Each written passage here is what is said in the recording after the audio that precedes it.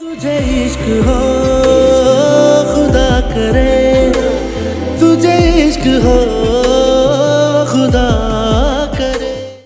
बिस्मिल्लाहिर्रहमानिर्रहीम। आपके सामने आज हम ट्रेंडिंग ड्रामा सीरियल जान सार, जो बहुत ज़्यादा सुपर हिट और ट्रेंड में चल रहा है और जिसकी बहुत ज़्यादा हाइप क्रिएट है, आज मैं आपको इसके बारे में 61 और 62 एपिसोड में हम बताएंगे इस ड्रामे में आगे क्या होने जा रहा है। इसमें बहुत सारी इंटरेस्टिंग चीज़ें होने जा हैं, जिसमें दुआ को उसके घर वाले गजबनी और सब लोग गलत समझ रहे हैं और दुआ एक तरफ अकेली इन मुश्किलात का सामना कर रही है और गजबनी पहले ही उससे बदजन है। वो कशमाला और सरफराज मिलकर उसकी ज़िंदगी में बहुत सारी गलतफहमियां क्रिएट कर चुके हैं और दुआ इन तमाम बातों का खुद ही मुकाबला कर रही है।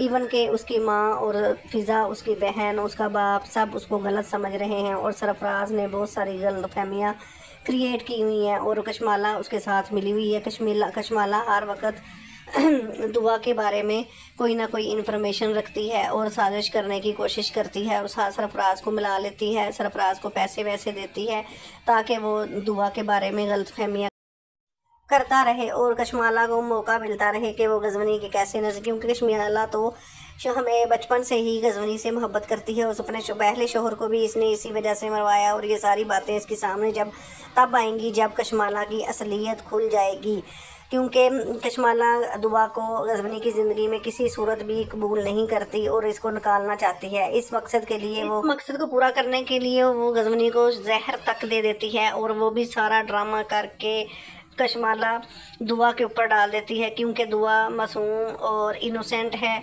उसको उसकी चालाकियों का नहीं पता होता और गजवनी को जब जहर दे देती है तो और मज़ीद गलतफहमियां पैदा करती है और गजवनी के दिल में ये पूरा शक डाल देते हैं कि कशमाला दुआ ने ही ये सब कुछ किया है और दुआ को उसकी नज़रों में बहुत गिरा देते हैं और सरफराज के साथ उसकी मुलाकात जो भी काम होता है और इस तरह के मौके पैदा करती है और फिर गजवनी को दिखा देती है कि दुआ ये कर रही है और गजवनी और बहुत ज़्यादा बदजन हो जाता है। लेकिन गजवनी के दिल में कहीं ना कहीं ये भी होता है कि दुआ ऐसा नहीं कर सकती, ये तमाम चीज़ें कशमाला ही कर सकती है, ये कशमाला जैसी औरत नहीं है। दुआ बहुत अच्छी है। वो जाफ़र से भी बार बार यही कहता है कि क्या तुम्हें लगता है कि दुआ ऐसा कर सकती है या ऐसा मेरे दिल में दुआ ऐसा नहीं कर सकती, वो मुझे ज़ाहिर नहीं दे सकती, क्योंकि दुआ मुझसे मोहब्बत करती है और मैं उससे मोहब्बत करता हूँ, वो मुझे कभी गुनाहगार लगती नहीं है। जाफर भी कहता है साईं अगर आपको ऐसा लगता है तो फिर आपका दिल सच ही कह रहा होगा। हालांकि जाफर भी पूरी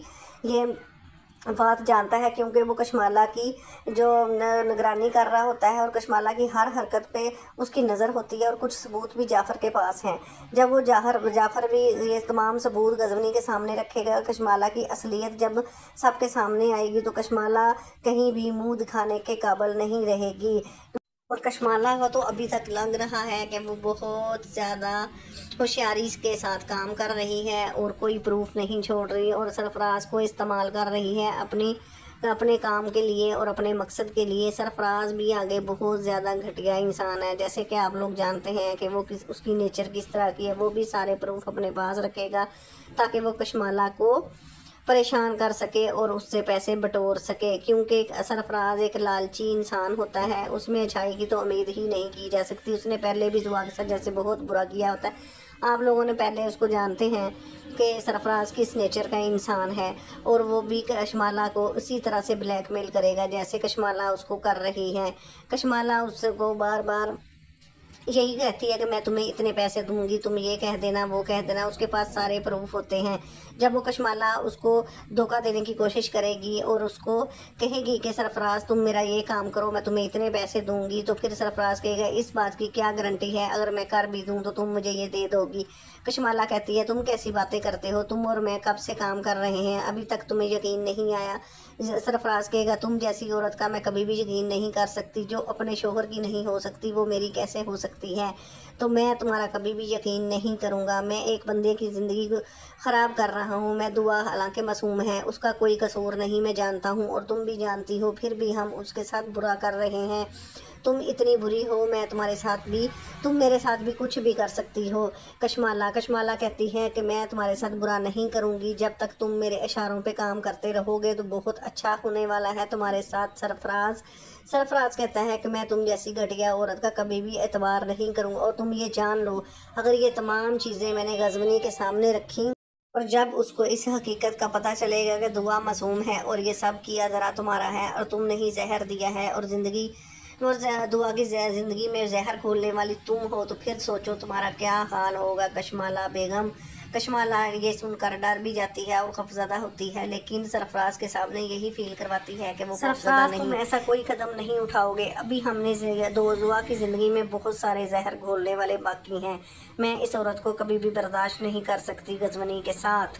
तो उधर दूसरी तरफ दुआ इन तमाम बातों की वजह से परेशान होती है, अपने घर वालों की नफ़रत का भी सामना कर रही होती है, जहाँ फ़िज़ा उसकी दुश्मन बन बैठी है और उसकी माँ के दिल में भी बहुत सारे सवालात जन्म लेते हैं कि क्या दुआ वाकई ही ख़राब है जैसा कि लोग कह रहे हैं। हालांकि दुआ ऐसी नहीं होती। दुआ अपनी सफाई पेश करने के लिए कोशिश करती है, लेकिन उसकी कोई नहीं सुनता और घर में भी उसकी कोई बात नहीं मानता। सरफराज की बहन की शादी दूसरी तरफ हो रही होती है, क्योंकि सुंबल की जब रुखसती का टाइम आ जाता है तो खिज़र भी इतना अच्छा बिहेव नहीं करता, क्योंकि सुंबल उसके साथ बहुत ज़्यादा ताल्लुकात पहले ही ख़राब कर चुकी है, लेकिन फिर भी रुखसती हो रही होती है। तो सरफराज ये तमाम शादी की तैयारियों में बढ़ चढ़ कर हिस्सा लेता है और सुंबल की सास के इतने तेवर कुछ अच्छे नज़र नहीं आते। आइंदा आपको पता चलेगा शादी के बाद सुंबल के साथ क्या कुछ होने वाला है। मकाफात अमल ही होता है, क्योंकि सुंबल की माँ ने जो फ़िज़ा के साथ किया है वो उसकी बेटी के साथ भी ज़रूर होगा। उधर दुआ बहुत ज़्यादा परेशानी की हालत में होती है, क्योंकि वो सरफराज से मिलने के लिए जाती है तो उसके घर वाले बहुत ज़्यादा उसको बातें करते हैं कि तुम सरफराज से क्यों मिलने जाती हो, उसने फ़िज़ा को तलाक दे दी है, तुम्हारा क्या ताल्लुक़ है सरफराज के साथ। तो फ़िज़ा के जब फ़िज़ा की ज़िंदगी ख़राब कर दी है उसने तुम्हारी वजह से, दुआ कहती है। दुआ के दिल में ये सवालात जन्म लेते हैं कि आखिर वो कशमाला के साथ मिलकर क्या प्लानिंग कर रहा है। वो तमाम बातें जानना चाहती है। दुआ इसलिए सरफराज से मिलना चाहती है कि सच्चाई सामने लेकर आए और तमाम बातें सरफराज इस तरह से उसके साथ कोई बात करने वाला नहीं है और वो सरफराज को दूसरी तरह से इस्तेमाल करेगी और कहेगी सरफराज मैं तुम्हारे साथ शादी करना चाहती हूँ। जब सरफराज को इत्मीनान में ले लेगी तो फिर वो तमाम बातें सरफराज से उगलवाएगी और फिर उनकी रिकॉर्डिंग कर लेगी और रिकॉर्डिंग करके फिर वो सुनवाएगी, क्योंकि कशमाला हर सूरत सरफराज के साथ राब्ते में रहती है और दुआ की ज़िंदगी ख़राब करने में तुली हुई है।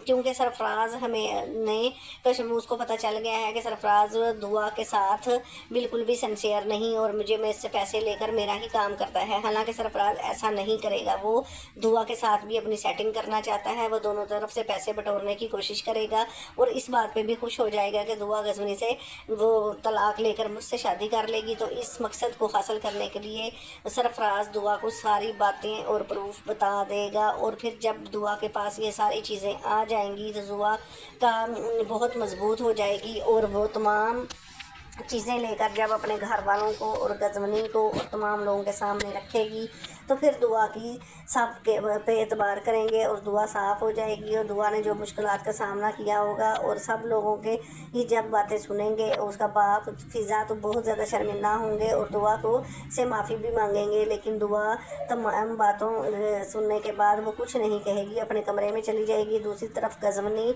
को भी एहसास हो रहा होता है, उसके दिल की आवाज़ में आ रही होती है कि दुआ बेगुनाह है, दुआ का कसूर नहीं है। वो जाफ़र से भी यही बातें करता है कि मुझे लगता है दुआ बेगुनाह है। जाफ़र कहता है कि जब आपके दिल को ये पता है कि दुआ बेगुनाह है, हो सकता है ऐसे ही हो। जाफ़र भी उसको पूरा यकीन दिलाता है, क्योंकि जाफ़र को पता है कशमाला किस नेचर की औरत है और 2 नंबर औरत है, ये गलत काम कर रही है, क्योंकि जाफ़र ने भी इसकी निगरानी की है और सरफराज और कशमाला को मिलते हुए कई दफ़ा देख चुका है और उनके प्रूफ भी जाफ़र के पास है। पता नहीं वो किस वजह से गजनी के सामने नहीं लाता, लेकिन वो भी जब दुआ तमाम प्रूफ लेकर आएगी तो जाफ़र भी उसको सारे प्रूफ दे देगा। फिर दुआ की पोजीशन क्लियर हो जाएगी। तो दुआ जब बाबा साईं और सब घर वालों के सामने ये सारी चीज़ें रखेगी, गजनी को पता चल जाएगा कि असल में सांप इसकी जो कशमाला है उसकी ज़िंदगी में जहर घोल रही है और उसको नुकसान पहुंचा रही थी। हालांकि दुआ मासूम और इनोसेंट होती है, दुआ का कोई कसूर नहीं होता।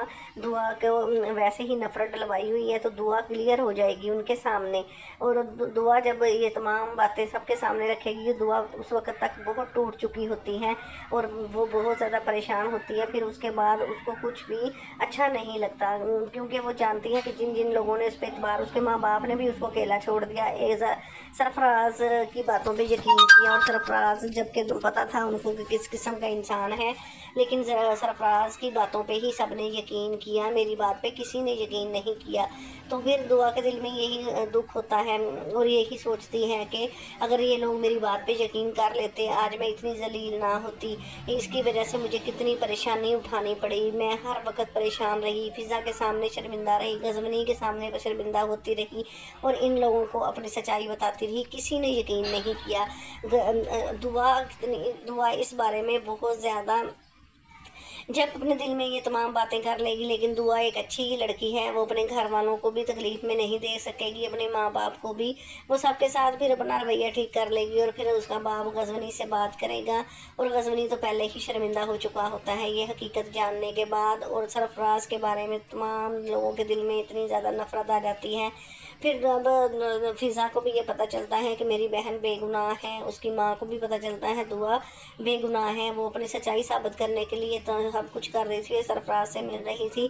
तो फिर इन सबको बहुत शर्मिंदगी होती है। जब कशमाला को भी ये बात पता चलेगी, कशमाला को जब पता चल जाएगी सरफराज ने सारे प्रूफ दुआ को दे दिए हैं, तो फिर कशमाला की जो हालत होगी आप लोग सोच नहीं सकते। ये आप लोगों को मैं नहीं बता सकती, आप देखेंगे तो आपको पता चलेगा कशमाला की क्या हशर होगा। और बुरे इंसान का हमेशा बुरा ही होता है। मेरी वीडियो को पूरा वॉच